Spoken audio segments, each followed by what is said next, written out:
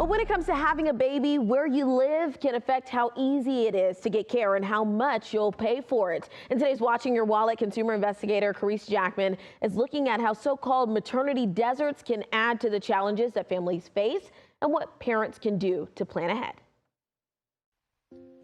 35% of counties in the United States today are maternity deserts. That means there is not a single birthing facility or clinical professional that can deliver your baby. And so that can drive up costs because women have to travel further distances for care.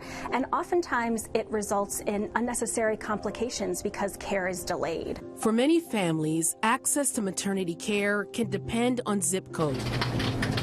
Erin McKay with the National Partnership for Women and Families says longer travel for care can also mean higher cost. She says hospital closures and provider shortages are part of the problem. There are rural hospitals and rural labor and delivery units all over the country that have been closing for the past several years.